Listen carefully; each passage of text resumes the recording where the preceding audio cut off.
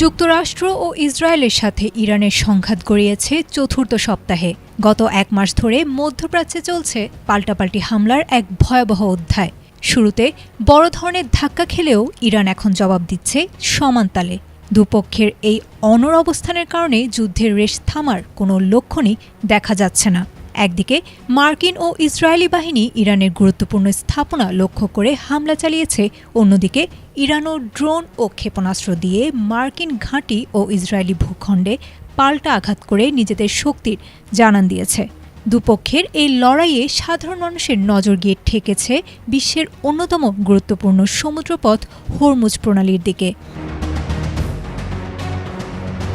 যুদ্ধের এই 4 সপ্তাহে ইরান কৌশলগতভাবে সবচেয়ে বড় চালটি চেলেছে হরমুজ প্রণালী বন্ধ করে দিয়ে।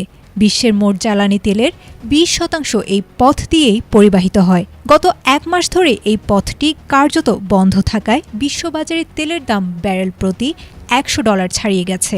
মজার বিষয় হলো, যুদ্ধের মধ্যেও এই পরিস্থিতিকে অর্থনৈতিকভাবে নিজের পক্ষে কাজে লাগাচ্ছে তেহরান। প্রতিদিন তেল বিক্রি এবং এই পথে যাতায়াতকারী জাহাজ থেকে টোল আদায় করে ইরানের আয় হচ্ছে প্রায় $141 মিলিয়ন। এদিকে মার্কিন প্রেসিডেন্ট ডোনাল্ড ট্রাম্প মধ্যপ্রাচ্যে অতিরিক্ত হাজার হাজার সেনা পাঠিয়ে এবং কূটনৈতিক চাপ দিয়েও এই অবরোধ সরাতে হিমশিম খাচ্ছেন।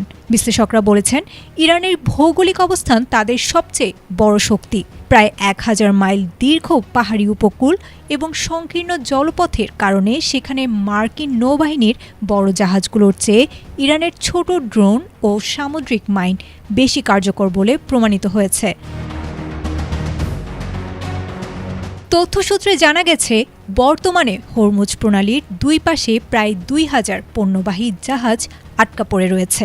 ইরান স্পষ্ট জানিয়ে দিয়েছে, তাদের সাথে শত্রুতা নেই এমন দেশের জাহাজগুলোর সমন্বয় করে যাতায়াত করতে পারবে।